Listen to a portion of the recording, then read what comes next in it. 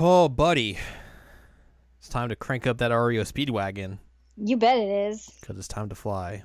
When is it not time to crank up that REO Speedwagon? I mean, you bring up a very excellent point. Gotcha there. I wonder what the cross section is between people who enjoy REO Speedwagon and people who enjoy Love Live Sunshine is. I think the answer is two, me and you. There we go. If somebody wants to correct us, then they can let us know on Twitter. There you go. Hello, welcome to the 12th episode of Jared and Al Watch Love Live Sunshine. I'm Jared, that's Ann Ladium. Hello. And we are here to talk to you about the penultimate episode of Season 1. And not REO Speedwagon. And none of REO Speedwagon. It's time to fly. It is time to fly. But not time for me to fly. Tragic. How many times have we brought up REO Speedwagon and Jared and I watch?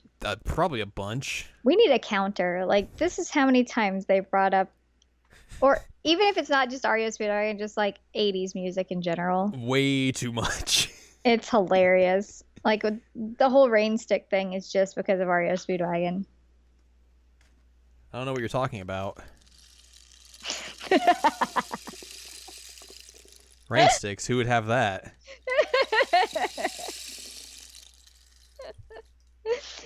So we're gonna fly. God, I'm gonna edit these in 12 weeks and just be like, oh my god, what are we doing? I mean, Time Life presents the Essential Aqua Collection. you're gonna edit these in 12 weeks and think it's hilarious because this is not actually like anything different from what we normally do in life. Like, it's just us, and I'll forget everything that we've said, and I'll just be like, oh, that's funny. It's not like us referencing something particular in a week. This is just us being us. REO Speedwagon, old school. Anyone remember them? Oh my god. That you won't remember. I was like, what is it? What?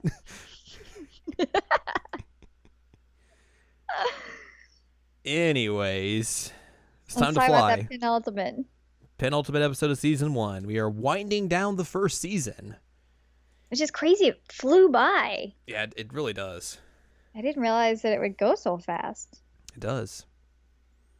We start this episode off with the members of Aqua waiting on the results of the Love Live preliminaries to see if they have made it in to Love Live. Kanan's like, I'm gonna go run. Well, then you won't find out in time. Okay, I'm not gonna go run. I can call you. No. Everyone has their own weird ways of trying to wait this out. Yoshiko just creates a giant summoning circle. And then a truck blows the candles out when it drives by. She's like, this is sacred. And then eventually they come. The results come. The results come in, and they're very bummed because they think they're in alphabetical order, but it's like, oh, they're just in entry order. Yeah, like, Chica can't read the orders. So they roll through the list. Green Teas or Green Tears is on there. Either or. Yeah, I'm not sure which one it is. The sub said one thing, the voice actress said another thing, so. Yep. But they scroll down and Aqua is on the list. Aquars. Aqua. They're there. They made it. They have done it. They have become something. They have turned their 0 into a 1. Because they are so proud of them. They're now going to be a participant in the next Love Live. I'm very proud of them. That's a huge thing for them to go from 0 people voting for them to like be in Love Live. Mm-hmm. Maybe it's because they actually like all meshed together now. Yeah, like they needed those third years. Those are the missing pieces. Yep. While this is happening, Mari is off on her own phone and looking at something. And she just goes into straight Joseph Joestar mode and is going, oh my god, oh my god, oh my god.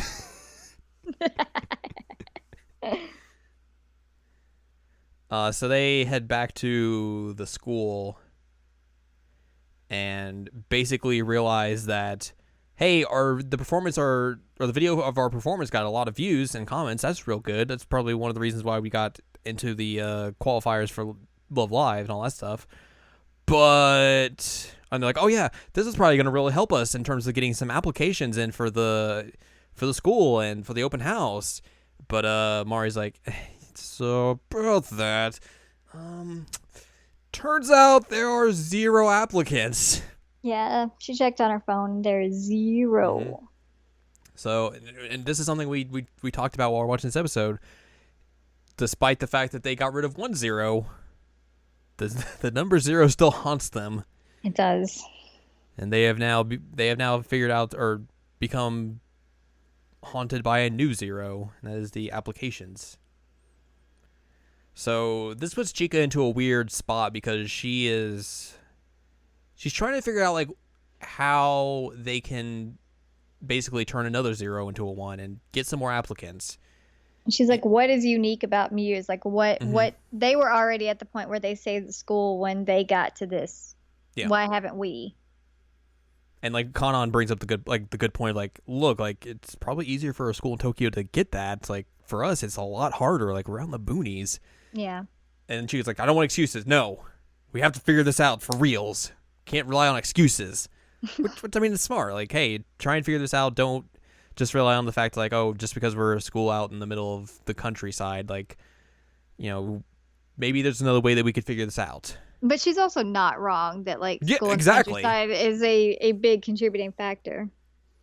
100% right. So Chica, like I said, she basically goes into the spiral of like just she wants to be by herself and figure this out.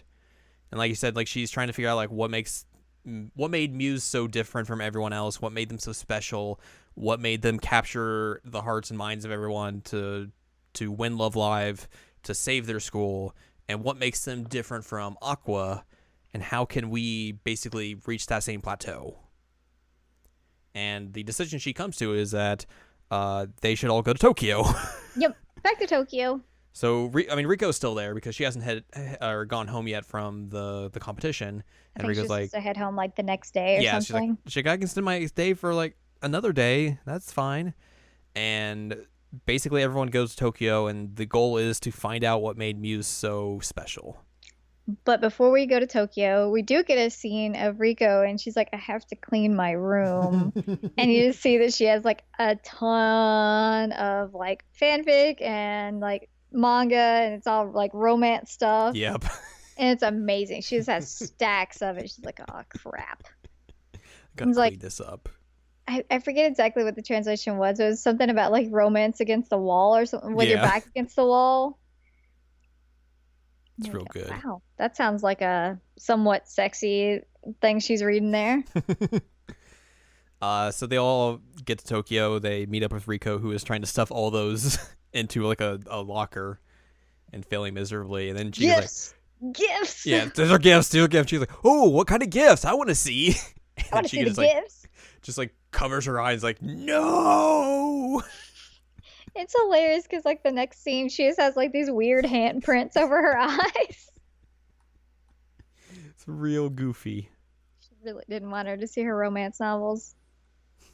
Get those romance novels out of here. Can't see. Man, I'm straight up about like I read fanfic all the time. My friends know it. Yeah, it's true. I'll even send you fanfic. I'm like, not necessarily just you, but like my friends. If I'm like, you should read this, I'll just send it out. I'm like, have fun. So the first thing they have to go and do is they go to the shrine they went to originally, and Daya and Ruby, being the Muse fangirls that they are, like, does that mean? No way, couldn't be. No way, we're not gonna meet. No way. So they think because one of the members of Muse worked at that shrine, they think they're gonna meet her. Yep. And then they go there with like autograph boards like entail, and they're like, can you it's just Saint Snow. Meanwhile, I'm squealing. Like, yeah, it's Saint Snow. I was real excited. So Chica got in contact with them and was like, hey, we should meet up and have a talk. So all the members of Aqua and Saint Snow go to the UTX high school and have a conversation, which I don't know how they got into that school or whatnot, but that's totally the school they're in. And basically they have a conversation of like, okay, what made Muse and also Arise different? Yeah, Like what? because Saint Snow's going after like the Rise Yeah, model. the rival group model. What a It, ma- shocker! it makes sense. And they have this conversation like, okay, what made them different? What made them special? What made people gravitate towards them? And also, Saint Snow calls into question of like what her motivation is. They're Hmm. like, do you really want to win Love Live, or is this some kind of like thing to where, oh, I just want to save the school? Like, do you actually want to? Do you have the drive and motivation to actually win this entire thing, or are you Yeah, just and playing? Saint Are you just playing Snow, games? yeah, Saint Snow even says like, "Do you think that Muse didn't want to win?" Yeah, And Chica's like, "Oh." and it's smart because like prior to this, like, I mean, they've made a big deal about Love Live. Even Chica has to certain extents, but like, there's never been like a huge thing of like, oh yeah, we are going to win Love Live. Right. It hasn't been more of that. It's been like, "Oh, we're gonna save the school." And I think also like that big punch to the face in Tokyo originally, like where they got no votes. Like I think that really derailed their whole idea of like, oh yeah, we could win Love Live. That's a thing we could do. Yeah, I think so. And I think like now they're like looking at this realistic, like, hey, we don't know if we could. We're But not we're gonna sure. try. We're gonna try, but we don't know. And Chica kind of goes into this like weird spot again where she's like, okay, what are we doing this for? And once again, she has to basically figure that out. And then while that's happening, Saint Snow is like, hey, you should go to the UTX building, even though we're kind of there, and go watch and see the announcement of where the finals of Love Live are going to be held. And then the big announcement is like, oh, they're going to be held in the Akiba Dome, which I believe that's just the fake version of the Tokyo Dome. That makes sense. So that's where the finals are going to be held. And then basically to help Chica, because Rico kind of notices it along with everyone else, that Rico's like, hey, why don't we go to Otonokizaka and visit the school where Muse was? And this is Because she also, finally got over her like yeah, issues with it because she passed her piano recital. this is the first time she's gone back since she left the school. So they run up the steps and they meet the school head on. They're like, whoa, it's a school. It's a school. Wow. And they meet a student out front, and they're like, "Oh, are you guys school idols? Do you want to visit?" And they're like, "Yeah, we wanted to go look around and see it." And the student's like, "I mean, you can, but like, there's really nothing to see there. Like, they didn't leave anything behind. Like all their trophies, anything they won, any memorabilia, records, all that stuff. They never left any of that there. Like they knew that." They didn't need to leave any of that stuff there. Like they all 9 of them would be connected no matter where they ended up. And that kind of becomes like a sticking point for Chica where she's like, "Oh. Huh. Interesting." And then they decide not to go in the school. They bow to the school. Watch this girl do a sick butt slide down a rail. Dude, I was so impressed. Like that kind of derailed it for me because I was just so impressed by this girl doing that butt slide because I'm like, I couldn't do that. I'm amazed. And she just like stands up and peace signs everybody. I'm like, sign her up. But also it's kind of like symbolism for like Chica of like, hey, even though this is still very serious and like it's a huge competition, like we can still have fun and make something fun out of all this. Yeah, totally. So We they go. can also do sick butt slides. We can also do sick down butt Love slides. So they head back home to Namazu on the train, and then the train eventually stops. And prior to this, everyone's like, "Did we find an answer to what we were looking for?" Like, I don't know. Chica has everyone get off and like go out and look at the ocean, and basically is like, "Look, we can't keep comparing ourselves to Muse. Like, We're not Muse. we're not them. We are not the same group they are. We don't have the same circumstances that they did. We are our own thing, and we needed to start thinking that we are our own group.